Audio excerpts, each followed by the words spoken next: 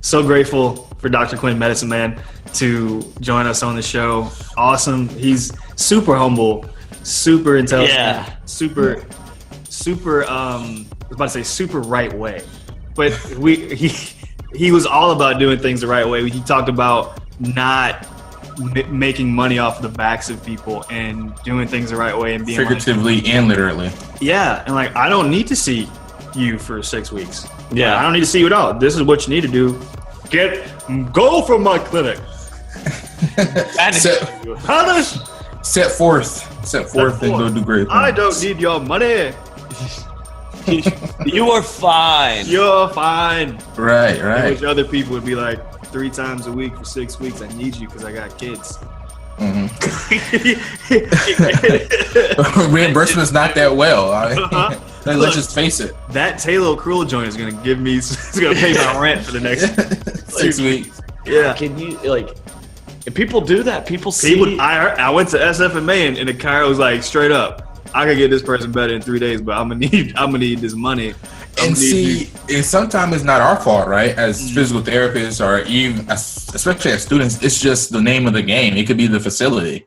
And like the cool thing that he said in the brief is that he didn't want no strings on him, right? I mean, kind of remind me of that preview for Civil War, or not Civil War, but what's the Iron Man movie? That's Civil War, yeah. So he pretty much was talking about there's no strings on him, and I mean that was a pretty cool segment of the. I legit thought you were going to no scrubs. I don't want no scrubs, I don't want no scrubs. Quinn don't want. You just got to creep. Yeah. Those are two different. Those are two different. No, I know. TLC and the other Destiny Child. No. Yeah. Wait, what was the other one that we did? No Scrubs? No, that's both TLC. Creep. Both TLC. No Scrubs? I thought no Scrubs. No Scrubs is Destiny Child's, man. Oh my man. You're so wrong. No, yes. Okay. Wait, no Scrubs? I don't want no Scrubs. Scrubs is a guy that can't get no love from me. Chilling in the passenger side of his best friend's ride, trying to Destiny Child. Wow. That is the most TLC song. That is. Oh no! Oh my goodness! Don't go chasing waterfalls. No Scrubs is Destiny Child. No. You listen, podcast listeners. Oh, you're right. Oh my goodness. Oh no. Yes. Oh no. I can't think of a better way to lead into Dr. Quinn, Medicine Man, this podcast. I agree. Than this. So thank you for tuning in. First time on a show being completely wrong. That's all right. Yeah. That's why this show's all about fact checking and we get it right. So, yes. We don't just throw Destiny's Child at it anytime. No. Right? Those other podcasts, they'll let you believe that Destiny's Child no Scrubs. But not the research. Yeah. This is a research-based podcast. I agree. I only listen to research-based R&B as well. So, on that note, thank you for tuning in. It's kind of one of those things. It's like the duck. You see a duck in the water, right? The duck looks like it's cool, but the duck's freaking working hard under the water. Wow, working hard. That's how our place is. We look cool, but we're working hard. Part 2. All right, let's go. Damn emails. What's business? You want? I want to talk to Dr. Quinn about business first. I want to talk to him about. Are we a profession built on fear-mongering? Yes. Ooh. Quick. I think. Well, I mean, it would be hard to argue the other way.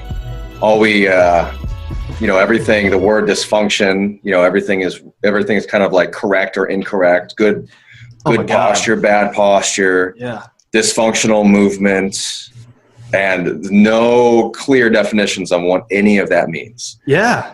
Posture is an example, a really good one to illustrate it. There are lots of research actually showing that posture is so variable. First of all, posture, the way it seems to be defined is just a position. Posture is just a position. So let's just throw out the good and bad for a second here and just say your position relative to gravity and relative to maybe an external load, if that's the activity, or external forces. So how do you position yourself to gain leverage? That is posture. So the posture for, let's say, a weightlifter during a snatch, overhead squat is going to be different than a competitive rower, from a performance perspective. That doesn't make one worse or more problematic than the other. And then there's lots of research showing that there is no optimal posture. We can look at so many people and just see so much variant that there's no way to define good and bad. And also it's very unreliable. So if you're looking at one person, let's say you've got a subject in front of you and you're looking, views from the front and back and looking at, shoulder height and hip height and all these things. And then you ask 10 different clinicians what they see, you're going to get like 5 different opinions at least. And so it's like it's not reliable, and we don't even have a definition, so for these things. And it's the same with like dysfunctional movement. Somebody squats with a knee, their knees wiggle a little bit. Maybe their knees track over the inside of the big toe and somebody else's knees track over the third toe. How can we say that one is better than the other? Yeah. I don't, and I don't know. I think that a lot of this stuff comes from over exaggerating certain research. So it's like, let's say, Stuart McGill's research with cadaverous spines. You take pig spines and you bend them back and forth enough times and then the disc blows. And so we can make a hypothesis that repeated flexion is a mechanism for disc herniation, but that doesn't mean that we now need to hip hinge every time we tie our shoes. It doesn't mean that spinal flexion is bad. It just means that, at certain dosages, it can be a mechanism. It's like the same with the knee valgus. We know that on, landing on one leg with a certain amount of rotational force and valgus of the knee is a potential mechanism for ACL rupture. It doesn't mean that we now need to shove our knees out past our pinky toes in order to be safe. Heels, in the squat, squatting or letting your knees track forward is dangerous to the knees because it puts more force on them. Forces are not necessarily bad. Forces are what we adapt to.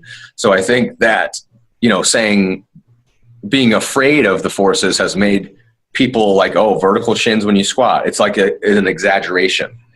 So it seems like we can't find a middle ground on certain things. Yeah. And if there's some evidence to show that like this happened once and somebody got injured, then all of a sudden we need to go as far away from that as possible. Overcorrect. And I think that's where it comes from. And physical therapy is a very new profession anyway, especially the way that it is now. It was something that started in like the 40s or the World War times as for soldiers, as care for them. And then it turned into this profession all of a sudden. And now we have doctorates. And so it's been a rapid evolution, and to kind of catch up, because anything always starts with a bunch of gurus, who think their ideas are the best.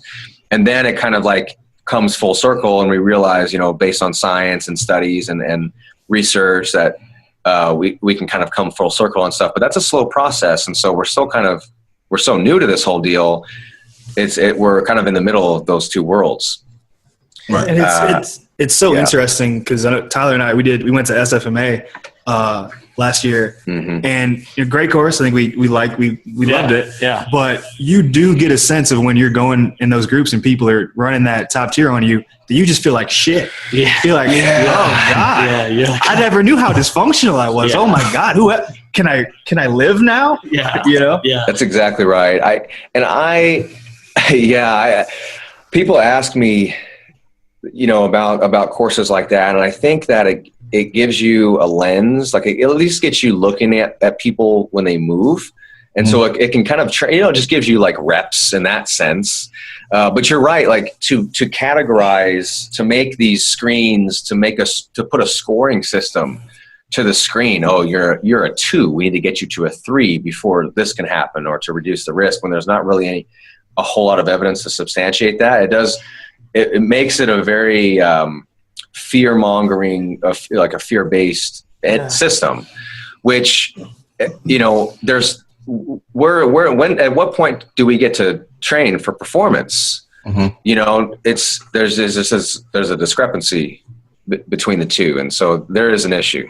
Yeah, I know that a part of my program, we actually do some FMS like screening tools, a part of our class, and we just recently did it, and I definitely was not above a 14, but I have no issues whatsoever. I just couldn't get into the testing positions for whatever reason. Yeah, so, you know, my screening, like you can't get into and so the tests. First of all, the functional movement screen has been around for over 20 years, right? And it has not changed. So obviously, there's going to be holes. Like we learn more. You know, there's going to be some downfalls to that, and so that's probably it was just 7 tests that were kind of arbitrarily put together. Like these are like basic, you know, different movement patterns that we think kind of extrapolate to performance. So let's just put it all together and we put a scoring system to it. It was a trial and error thing. Right. So it's not supposed to be the best because it was the first kind of in that realm. But again, it hasn't changed. And then the SFMA, or I don't want this to be a, you know, functional movement systems bashing, but I've done enough. I've researched the topic enough, and I've performed. I think I performed my first FMS screen when I was 18, and we would do high schools and colleges. So I've gone through literally thousands of screens, and couple it with the literature, you just get a sense that some of the tests just don't play a part.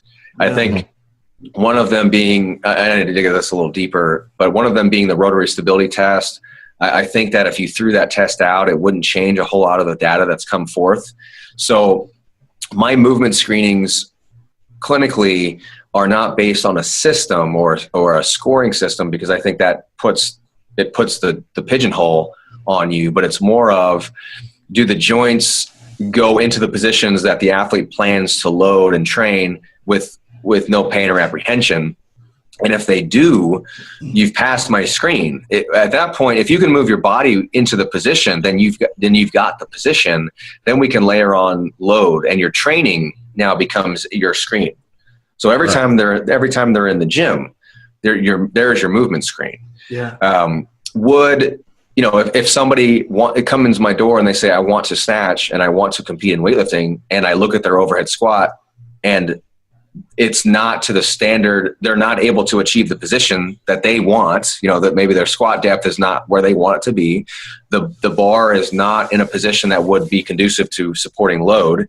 Like it's an empty PVC pipe. You can hold it, with bent elbows 6 inches in front of your head, but if you had a loaded bar there, it would just fall to the ground, or fall on top of your head.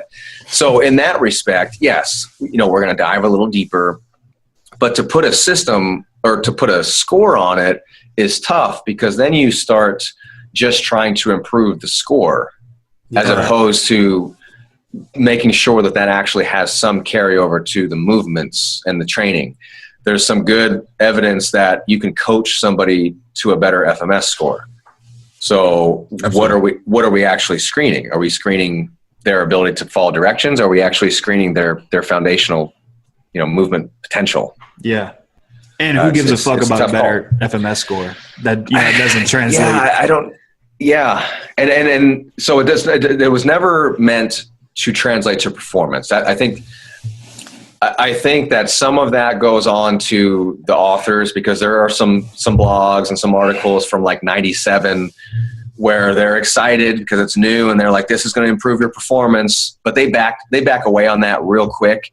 And a screen just inherently by definition is not a performance predictor. So it was never should have been looked at as a way to predict somebody's performance. The whole thing was, let me try to predict injury rates, or maybe have some type of criteria. So if you have this cutoff score, then you're at more increased risk, and that score has been 14. But there's not a whole lot of research to substantiate it. There's a study here and a study there showing that 14 is a nice cutoff for firefighters or military, but that doesn't mean that it is the right score for the general population, or a CrossFitter, or a weightlifter, or a football player, or this and that. And actually I think football may be in that as well, but there just needs to be more validation. And there, at this point in time, there's not. And that's not a knock on the FMS. That's a knock on just movement screenings in general. It's just very difficult to use a standardized screening tool to predict anything. Yeah. It's hard to use standardized anything to predict something. Oh, God. Yeah, it is. Especially when everybody has a different opinion. Yeah. That's one reason why they would support the FMS. It's like, well, we're making it objective. Mm-hmm. But sometimes the objectivity is arbitrary. Sometimes it just doesn't mean anything. Do you think there's a little too much of that in physical therapy, strength and conditioning world, that we're trying to put every athlete into the same bubble, or trying to be so scientific with it that we sort of kind of lose the crux of it all? I think, somewhat of like a CPR or something like that, where they come up with these great CPRs, and then 10 years later we're like, if like you're still using CPRs, it was like, why? Yeah, it's a good question. No, I do think that. And I don't have a good answer as to how to rectify it. And I think what we've been trying to do with Clinical Athlete, and we're actually some of the projects that we're going to lay out is more of teaching guidelines, teaching principles, and being able to recognize those things over time. So we talked about tendon adaptation, understanding the principles of tendon turnover and anatomy, and being able to dose a program or plan a program based on that. Understanding the differences between acute and chronic injuries, how that's going to change your rehab protocol or your strength and conditioning protocol. I do think that perhaps a more sport specific screening tool would be a bit better, but it can't be a one tier and done deal, because unloaded movement screenings that are not under fatigue, that are in safe environments, just won't show you as much. Somebody's overhead squat, it could look fantastic with a PVC pipe and just, beautiful, and then they just crumble with an empty bar. Yeah. So, and it could go the other way too. There are athletes who look like complete dog shit with an empty PVC pipe, but if you put a little weight in their hand, their movement actually appears to improve. Same like here. It's I'm one of those athletes too. And so it's like, there's a couple questions there. If you never actually if you only looked at their overhead squat and deemed them dysfunctional, and they never got a chance to show you that they can actually move, you just stayed at this low level corrective approach for far too long, and now they're not getting a training effect. Or you're now creating this nocebo effect, where you're telling them all the things that are wrong with them, when it may just not be the case. But you're planting this seed, and it's the dangerous spot to be in. That psychological aspect. Yeah. So it's got to be a 2-tier thing. Like, can the joints get into the positions? Yes, I say that all the time. I concede that, like, it would be nice if you laid on the table and your shoulders and hips moved freely with no pain or apprehension. Yes, I would most definitely prefer that. Then, going to body weight movements. Yes, I would prefer you to be able to do a body weight squat or a very light press with no pain or apprehension. So that's like tier 1, just body weight, unloaded, non-stressful patterns. And then you layer that on to more specificity. Maybe if it's a sport based on metabolic conditioning, we've got to have some type of tier for that. Or if it's load, then we've got to start to layer on load and speed. But then it's like, why does that have to be a screen? Why can't that just be the training?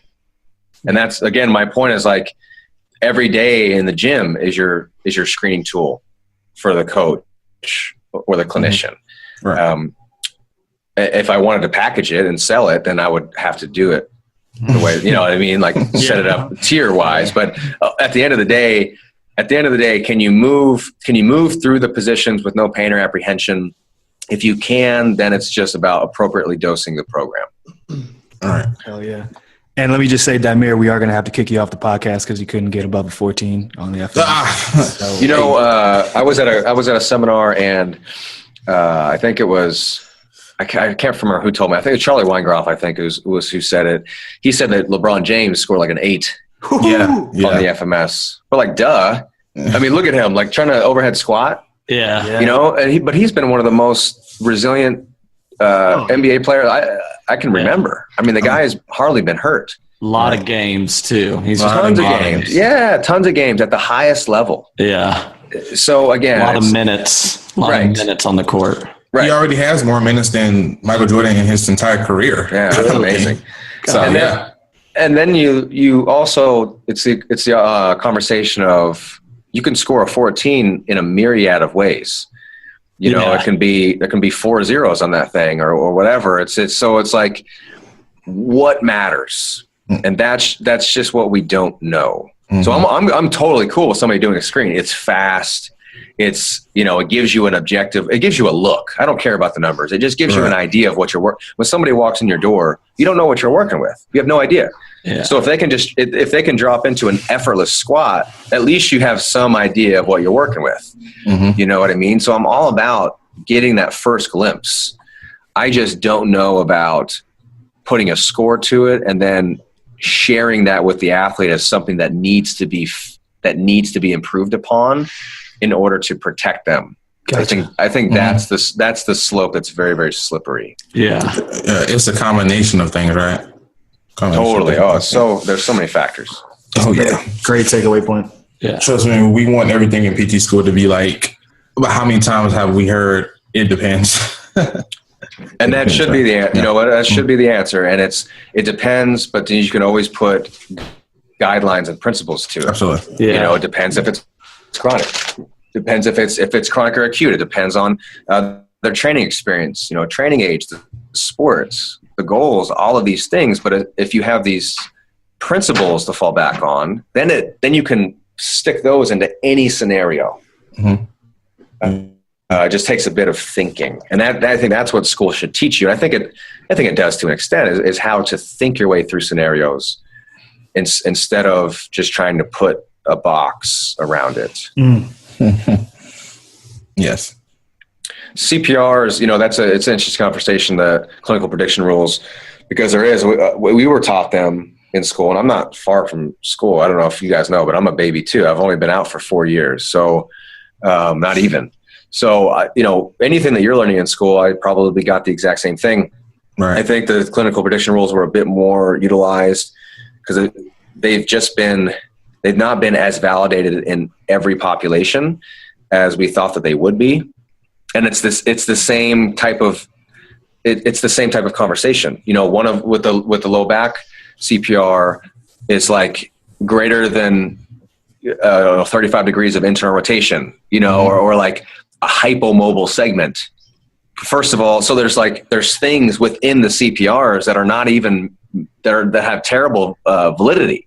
Right, like palpation of segments. Like we're terrible at that. Oh yeah. You're gonna get everybody's gonna tell you, oh, this one feels hypomobile. No, I think it's hypermobile. No, well, I have 10 years of experience. You know, they're like there's no, and they've shown that like the just terrible reliability of palpation. And so, first of all, the CPRs are sometimes some of them are made up of segments that are just not even a thing. Right. So how can that? But I think it's the right direction. I think that we need to have some type of, because humans are special to an extent, but you know we're all pretty much the same. So I think having some direction is a good idea. I think it's a step in the right direction. It's just we have to keep fine tuning it, and I think what we're going to find is there's going to be a few things that we can hang our hats on, but then it's just more going to be about principles. Right. And Dr. Flynn like to call management almost. Yeah. Like the management of it. Like stop trying to like just go in and just throw everything onto the wall, but just manage all the way through those systems. And, you know, there's a screening system, then there's a clearing system, then there's a, you know, management system almost. So yeah, I understand. And I think that's good. Mm-hmm. And I think it's good.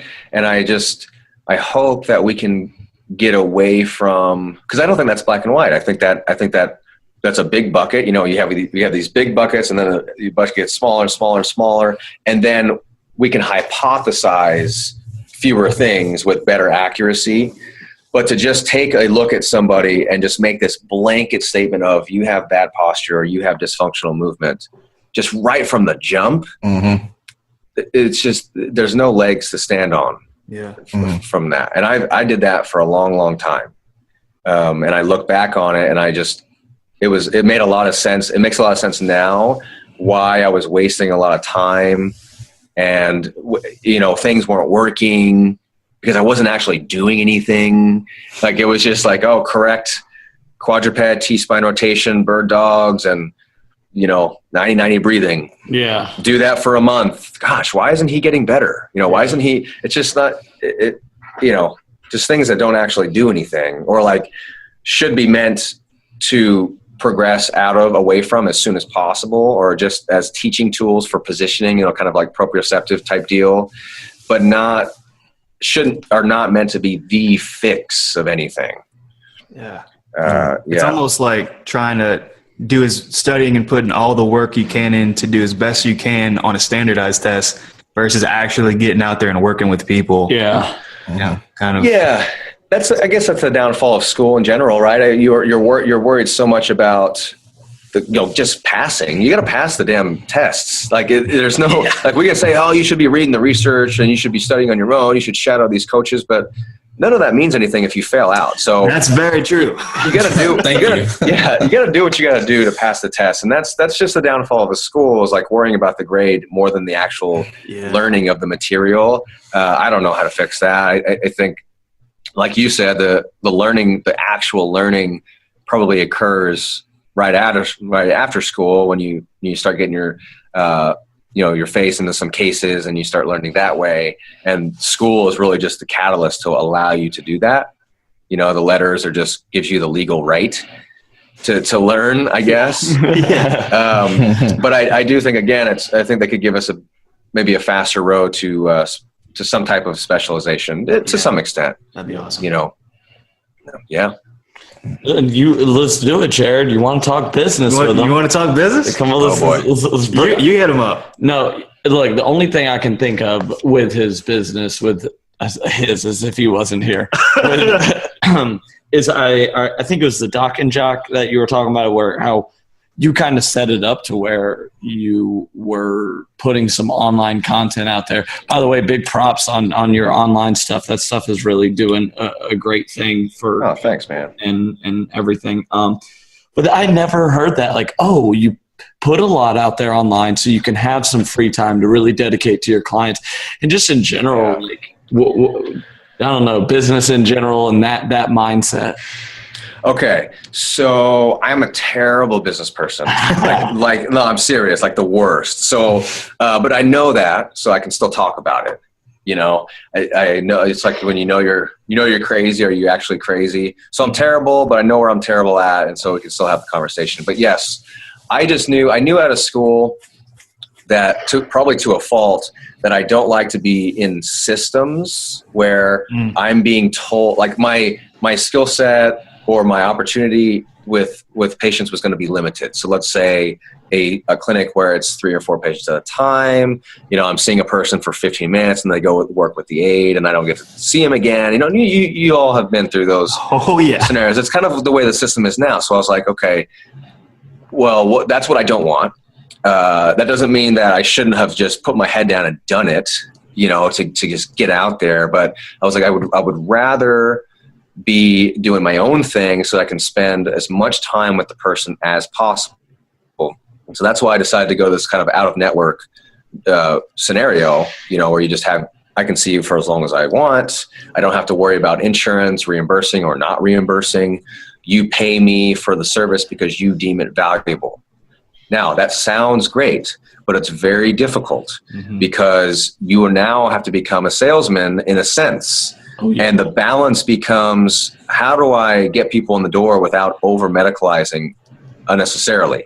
So that's why I say I'm the worst businessman possible, because I send my people out the door all the time. Like, why are you here? You don't need me.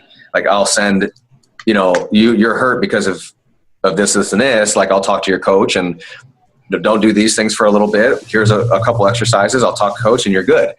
Whereas what I should do is, look, you need these hands for 6 weeks. You need me 3 times a week for the next 6 weeks, cash. That would be awesome. I would make so much money. Yeah. You've got a heart of gold. And so that's why, we have Clinical Athlete. And so that's why I teach courses and these other things, so that I don't feel like I have to get people in the door to keep the lights on. Yeah. Now, that's not me speaking negatively in any means to any other clinic. Like I also don't have any children. I don't have a family. Like I don't need to have a life. So my situation is not the same. It's totally, this is just me. It's totally on you, what you need to do and what you need for you and your family. I just know that not just the PT profession, but the healthcare system in general, it over-medicalizes, we over-treat, we overschedule, and we don't put the education and the onus on the patient. A lot of times we put it on ourselves to either pad the wallet or pad the ego, maybe even subconsciously, because that's what school told us to do. Yeah. So I knew the model. The only thing that I knew is the model that I wanted. And the whole business aspect of things, I'm still just every day learning that. I mean, that's going to be till the day I die, probably. Just I think the online stuff has helped tremendously, because when you put out a lot of content at this point, the internet is out of sight, out of mind very quickly. So you could spend 3 months on this awesome blog that has like 50 references and it's just this masterpiece, and you put it out and it gets like 12 shares on Facebook and maybe 100 likes. That's pretty cool. And then 3 days later, everybody's forgotten about it, and you're back to square one. Yeah. So consistency with the marketing and the content is the key. Putting something out on a semi-daily basis is the key. Word of mouth at this point is probably my biggest driver in the door, other than just Juggernaut as a catalyst for me. They really help, obviously. Juggernaut Training Systems, allowing me to be on their YouTube videos and allowing me to write for them and teach at their seminars has been invaluable. So that's just lucky. Like, that's just making connections where that comes from. But it's the same conversation with the gym. Like, take care of the people that you have, because they will tell their friends. They have friends and family. They will come back to you. I don't feel bad when I send somebody out the door, because I know they're going to get hurt again. That's just the nature of the training. My population is so niche. They train so hard that it was a hip today. It's in 6 months from now, it's going to be your shoulder or something like that. That's just the nature of the game. So they appreciate the honesty, and I know that I'm going to see them again. It's that conversation of like having a client for life. Yeah, could mean a lot of things. It could mean that I've told you that you need to come see me once a month for the rest of your life to maintain or to protect you from injury. Or it's, you trust me, when you need me, I'll be the person that you call. Right. I've worked, so I've set it up to where it's the latter scenario, which is not as lucrative. It's just not, period. Yeah. But I enjoy it more. And it's the right way. Yeah, no, it's definitely the right way. I think it's less of a burden on the system. The less they shouldn't have to see me. The less that patients have to see us, the better. Yeah. As far as just the healthcare system as a whole, being able to monetize that and to use this as a way to have a career and support your family, it's just another conversation. But I think the courses are big too. You guys doing the way I started with that stuff. Is you can just go to another gym, or, hey, can I do on a Saturday? Can we do like a little 1 hour squat workshop for your members? Squat mobility workshop. Every squat. If you title anything squat mobility, you're guaranteed to have people come. Take notes on this. Absolutely. So, and it could be free. Like, who cares if you make money in the beginning? Like, you're just trying to build awareness, and you're trying to make connections and build relationships. So if you're a new clinician, it's like, yeah, let me do a squat workshop for an hour, and you run them through some stuff, and I guarantee you have 2 or 3 people come up to you after the workshop and say, oh, you know what, this has been bugging me, so this is really good. Can I? And then you can, that's a lead. You can come see them, or you get an email list. You're like, come to the squat workshop. Here's a sign up, registration list. You have to put your email there, so you're building connection and leads there. And then we run them through the FMS. Boom. You can listen, or that hour on a Saturday could be movement screenings. As long as you listen, that's totally fine. Because as long as it's like you run them through the FMS, you say, okay, this is what I saw. Here's one thing to think about during your overhead squat, and here's a little drill that you can do as a warm up. That's nothing wrong with that. Oh yeah. but you've now built a relationship with that person, and you give your card to everyone that day, or there's so many easy things like that to do that people are very receptive towards. And then again, if they need you, they'll call you because you've built that rapport. Right. And the intentions are good too. It's not. Yeah, I think so.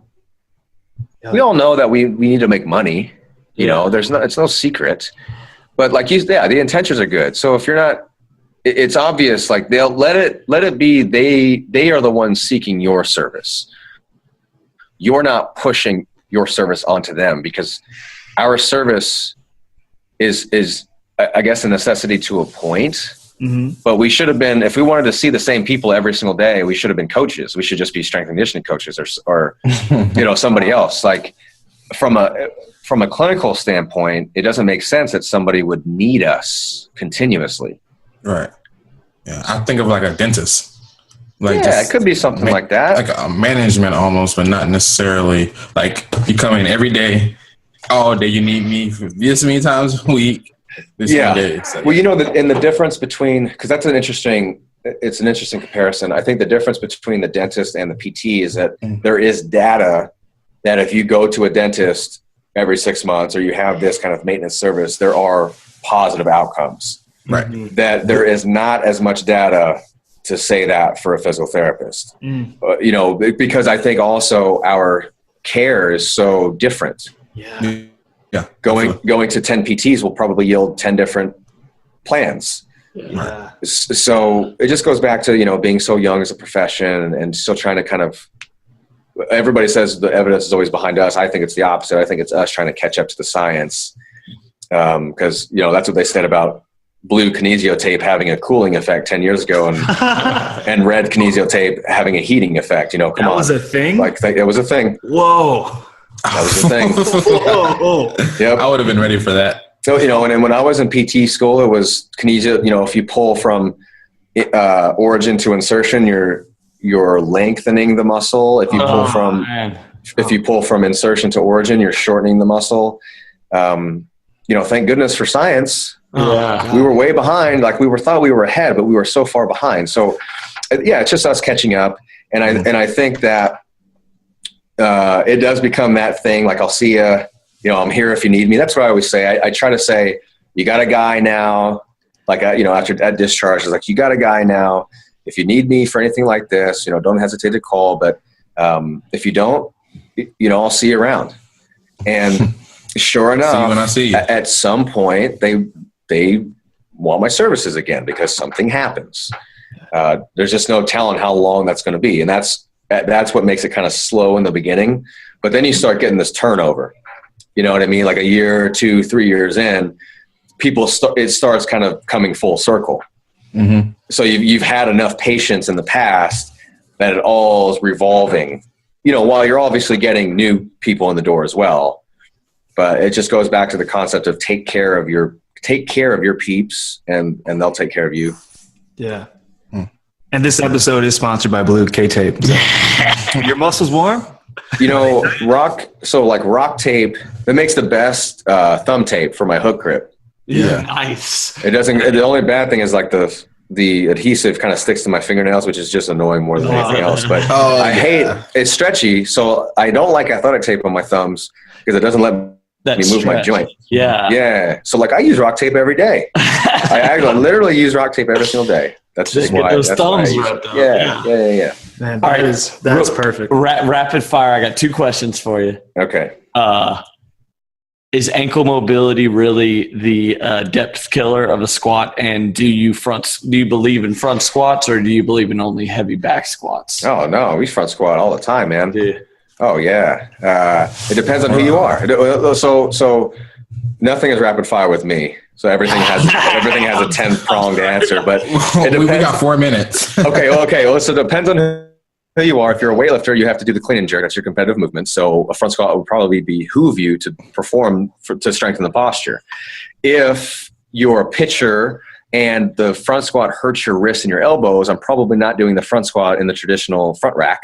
Maybe we're going to use straps or do cross the arms. But I think a front squat is a great movement to just teach like trunk strength and control. That front load is powerful, man. And you have to go lighter. So it's actually a way to deload the squat as well. So if you still want a training effect, you've been hammering the back squats, you feel a little beat up, switch to a front squat. You'll still get some good training in, but at a lighter load. So definitely we front squat. Ankle mobility can be a factor in the squat. They've shown that if you block somebody's ankle from, being able to translate forward in the squat, it changes the mechanics. Your ass shoots back. It becomes more of a hinge, which would not be conducive, if you're doing thrusters or a front squat or just want to be upright, in a squatting position. So yes, having ankles that translate forward is helpful. It's certainly helpful. It's not the GOAT. Everybody wants to blame them. So you got to test them. If you're in that half kneeling position, knee to wall, if you've got 3 to 4 inches on both sides, it's probably not your single most limiting factor. We like to do loaded split squats with an ankle focus. So they're doing a split squat, but they're driving their ankles forward as far as they can throughout the movement, so that they're getting. But it's easier to do that than in a bilateral squat because you've got leverage from the back leg to push yourself forward. So we do that for ankle mobility and to just teach somebody how to use their ankles when they squat. So yeah, it can certainly be a factor, but it's more rare that it's the single limiting factor for somebody to attain depth. It's a factor. Gotcha. All right, two quick questions before we get off. All right. Usually we ask, what is your favorite duck? I know a lot of people, they bumble around this for a little bit, but we actually don't have time for it. So I'm going to ask you, would you rather hunt a duck or eat a duck? Oh no. I would. So I guess mallard. A mallard is the only duck that I know of, and they're beautiful. So I like the mallards are cool. I would rather. So hunting. I'm a fisherman to the core. I enjoy hunting. I enjoy shooting guns. I would rather shoot clay pigeons with my boys and go fishing, and I'd rather eat the duck. Okay, cool. Nice. Good. That's the second time we've had mallard on. Yeah. Is that like kind of duck for real? Greenhead. Oh yeah, right. We should know. So if anyone wanted to find you or reach out to you, how do they get in contact with you? So I guess the cool thing about having a weird name is that I'm usually the only one on social media. So if you just search my name, Quinn Henoch, in either Instagram, Facebook, Twitter, you'll find me. So you can message me on social media. Clinicalathlete.com is where my clinician profile page is, and that's our directory. That's a really nice way to find me. Real easy. And then the Clinical Athlete social media as well. So and then my YouTube and Clinical Athletes YouTube and Juggernaut's YouTube. So all of those things have private messaging features that I get. I can't guarantee that I'll message you in the manner or the time frame that you want. And I also can't guarantee that the answer will be what you want it to be, but I try to get to all of those questions. And then if it's something that needs further deals, or it's like you're looking for services or something like that, then I'll redirect you to my email. Okay. Yeah. Good. Yeah, social medias, man.